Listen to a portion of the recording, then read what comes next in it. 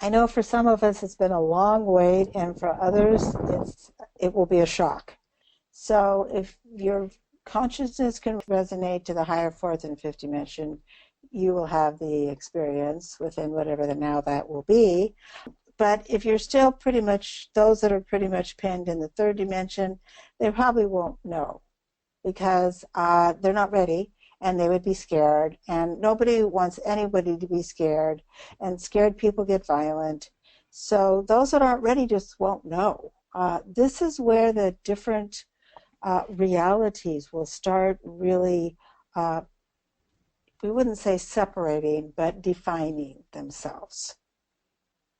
Those that are ready right now, I remember the ship, I've been having dreams about it, and I'm fine staying on Earth, and I'm really happy to share my family with the other people on Earth, all the way down to what's a starship and who are you crazy that you're thinking that?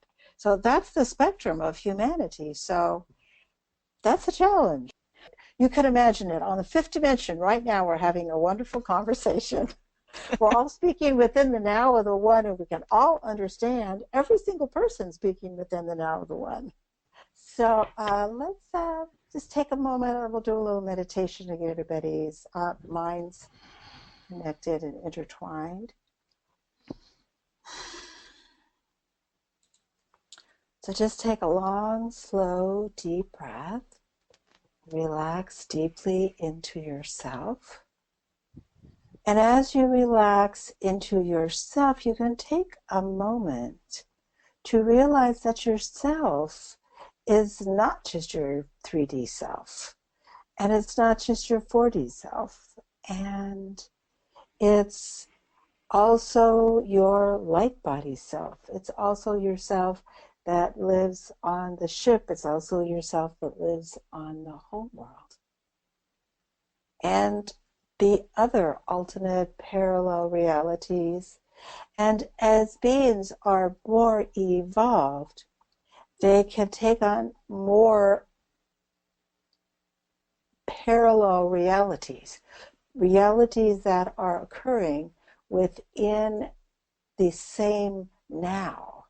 Now that may not be the same time, because when they are resonating to the third and fourth dimension, then they would be different in time.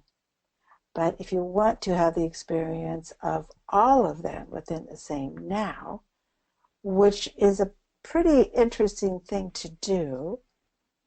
So we're going to start off with a little exercise about preparing your minds for perceiving complex messages that have many patterns and thoughts that all come into the now of the one of your consciousness and your communication and, of course, your perception.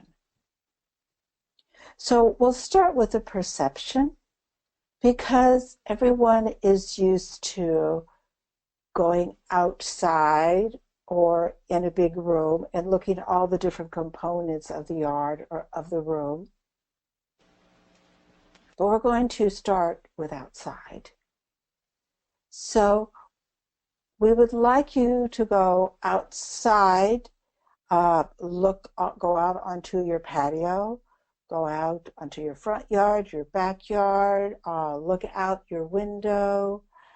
However, just use your imagination of what you see outside. If you're at the office or something and you can't even get to a window, imagination is a wonderful thing. So we will create a bit of a collective reality, and if the reality you perceive is a bit different than this collective reality, that is absolutely fine. And see if you can connect your individual perceptions with the collective perceptions. Because one of the things that we, the Arcturians, have been saying a lot is that the unity is vital, that all of humanity that is able to embrace this transmutation One does not have the power of 2 or 3 or 4 of 5 million, of 9 million, of 6 billion. So you can see how important unity consciousness is. And then another important point is that there are people that appear to be in different stages of the ascension process. Some may not know that there is such a thing as ascension and totally do not believe in starships. Some are kind of waking up to the process, having some dreams, having some daydreams. Some are actually feeling themselves on a starship. They've even felt themselves in a dream, or they have teleported to the starship, or they are able to gain messages from themselves on the ship and or themselves on their home worlds. Now, the reason why there's so many different levels is that each of you, when you wrote your mission statement before you took this embodiment, you decided the population that you felt that you were best trained to work with. And that's the population that you went into. So if you believed that you wanted to work with beginners, then you would come in and it would appear to yourself, up until your awakening, that you're just a beginner. And if you are able to communicate or have visions in your dreams, then that's more in that fourth dimensional realm. And so you chose to take a body that resonated to that because that's where you volunteered to assist. And then those that have volunteered to work with those who are actually on the ascension process, then those people took a body that was on the cusp of transmuting into a light body, transmuting into the fifth dimension. And we say all of this to all of you so that you're all aware that there is no third dimensional order, sequence, ranking, better, worse, sooner, later. That's all third dimensional thinking. We have been working towards this now, this incarnation. And blessings be to those who chose to work with the beginners, because they're very brave. They had to lower their frequency down, and all of us do remember many. I know Suzanne remembered many incarnations from the time she was a young child, which she knew better than to tell anybody, and kept it to herself. Because back then, no, that would mean she was schizophrenic or some horrible diagnosis like that. Those that have chosen to work with the beginners, that is probably more difficult than the choice of working with those who are actually ready to ascend. Everyone has the ability to work with this transmutation process in the matter, in the time, with the groups that best fits them. So for our beginning meditation, we're going to take a moment and allow each of you, or guide you all together, so that each of you can get a bit of an idea about what you have chosen for yourself. Because often that is the first step, to get a very strong awareness of what you want to do. Because what you want to do is what you chose to do. So know that those two are the same. All right, now just take a long, slow, deep breath and allow yourself to relax. And relax all the way back to when you're on your home world or you're on the ship and you are writing your mission statement for this incarnation that you are now in the midst of enjoying, hopefully, happy. Now, feel, experience, remember, see, or hear your light self as you first came round that baby infant. Now we say came round in that very often what occurs is that your fifth dimensional essence is far too much for many infants to be able to maintain. And so you are with the child, you are with the baby, your guardian, you're their guardian angel, so to speak. And then likely after adolescence, when the body has gone through all of its biochemical changes, then the earth vessel is mature enough that it can begin that next very large biochemical change of that shift into light body, of the raising of the kundalini and the shifting into light body, which is a very big process. Because many people are having these experiences and maybe they think that they're sick or what's wrong with my memory or how come in my case, why am I feeling so dizzy? All different types of symptoms of transmutation. And there is no right or wrong or the main or the less. Each being is unique, and that is what is so special about the planet Gaia, which has such a unique, diverse planetary system, and all the different beings who chose to take bodies on Gaia, or in Gaia, in her water, in her sky, in their earth vessel suit.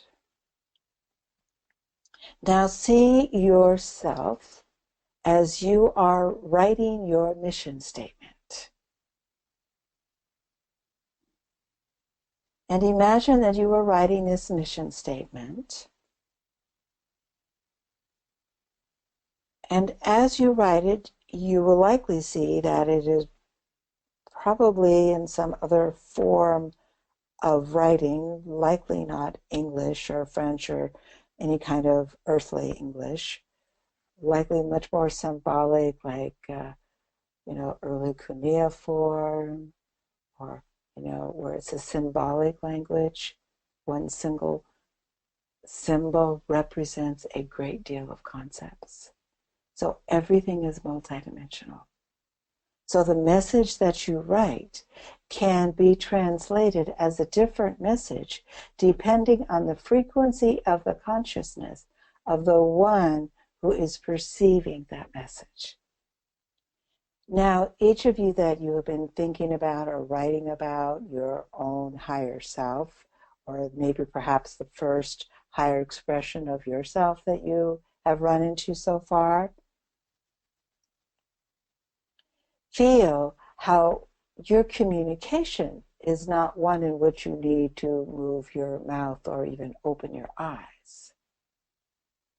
That it is a sense of communing. Much like if you were with someone that you loved and you closed your eyes and you hugged each other very deeply. And within that physical hug with your heart chakras matching, you could feel many messages flowing back and forth. And you just knew that they were kind and loving. And there is, of course, a process of translating it from the innate language into the language which you used to use to share with others. Now that is a process that each of you will have to determine for yourselves, because there is no right or wrong way. But I will say that my process began by me taking a year, but the energy was very dense now. You don't need to take a year. It was a year that I wrote down every dream. I wrote down my dream and said, "Dear one, what does this dream mean?" And so I began through my dreams, through my fourth dimensional dreams, to realize that I could communicate with an unseen being, which of course I always did, called him Jesus when he was young. Probably was Jesus among many other beings. So as you determine in yourself if you would like to speak into a microphone what you are hearing within yourself, if you would like to draw a picture of what you're experiencing, if you are getting words, then please write them down. And if you are having sensations, then allow your body to collect these sensations and translate it into visions or words or thoughts or feelings that your human self can use.